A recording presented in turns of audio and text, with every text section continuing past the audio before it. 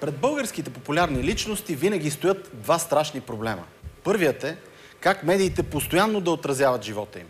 А вторият е как да скрият от медиите скандалите си. Такъв проблем стоял и пред тази сладурско-светско-цветно-артистична двойка Дони и Нети, в чиято спалня ще надникнем сега.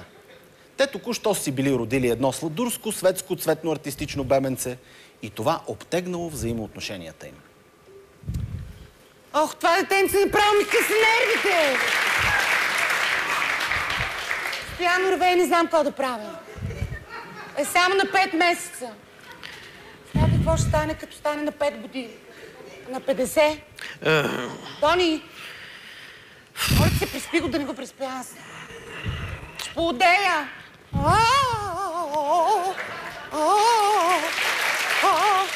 Добре. Ако искаш да взема да му изпея една песен. Не. Не. Опитай първо с добро.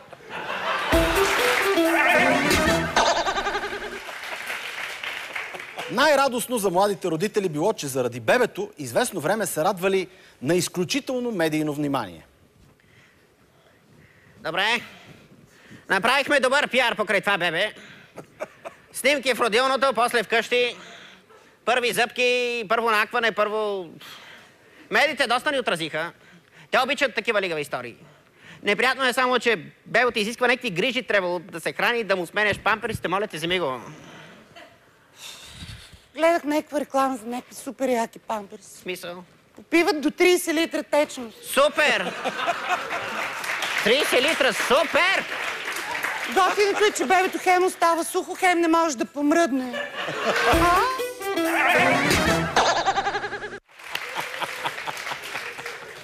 Заради грижите за бебето, творческата кариера на това светско-сладурско цветно-артистично семейство започнала да закъсва. Дони! Сега обиждай, обаче принципно си мисля, че в нашия дует ти ни дърпаш назад. Какво викаш?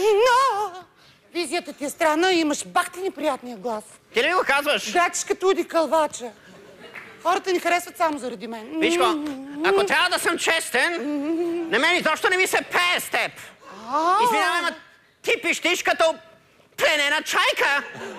Но нали сме звездно семейство, ще трябва да те мъкна на гърба си.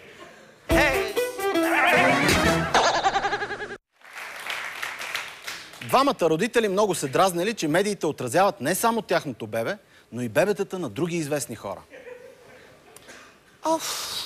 Имам чувството, че медиите повече отразяват бебето на Сергей Станишев. Стига! Адски се дразни! Стига!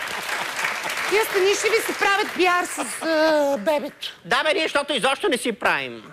И ние си правим, ама ние имаме основания. Какво основание? Нашето бебе е гениално. Мислиш ли? Още няма 5 месеца, вече пее, танцува, рисува и дори чете на латински.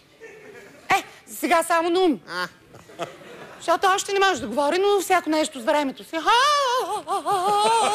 Моля те! Днес бях на едно интервю. Стига, бе, верно ли? Какво те питаха? Питаха ме колко деца искам да имам. Викам 4. 4 ти поудели, бе? Журналистката се прави някаква неотворена и ме пита защо 4, а не 5. Викам, защото някъде четох, че всяко 5-то новородено е китайче.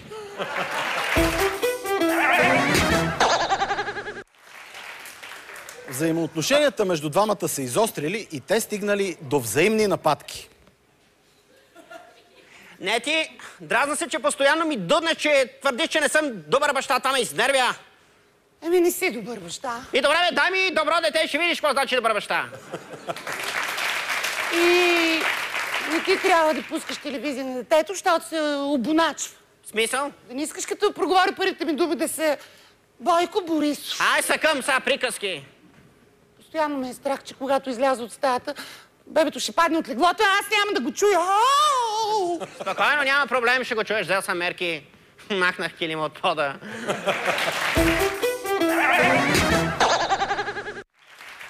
В крайна сметка Дони отново бил посетен от музата и пак започнал да твори. Мило, преди малко попуших така и написах една нова дуетна песен. Да не е пак нещо в стил Ручи и шумно заспиват. Извинявай, много по-яко е. Дай да го изрепетираме. Даже има някакъв кукубен тук. Взимай.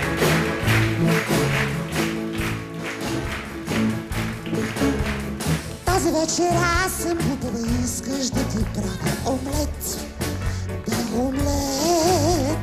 Аз ще бъда развълнувана, ще посвиря с твоя тромпет. Тромпет. И ще съм доволен много аз, защото уредих си тромпет. Без бюджет. И ще бъдеш ти най-глупава, бързо да направим омлет. О, омлет. Аз ще бъда девственица, ших си я сама, като нова станала тя. Как се радвам, че си вече девственица ти, за да ми правиш пак омлет. Ще си доволен много ти, защото уреди си тромпет без бюджет. И ще бъдеш ти най-глупава, бързо направи ми омлет. О, омлет. Още ще ви направя пак омлет. Още ми правиш пак и пак омлет.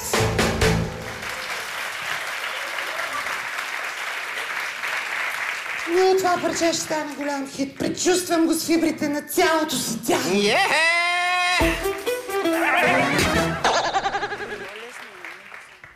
Това беше историята на Дони и Нети. Следващия път ще ви представя дневниците на трима велики художници – Ботичели, Леонардо и Рубенс.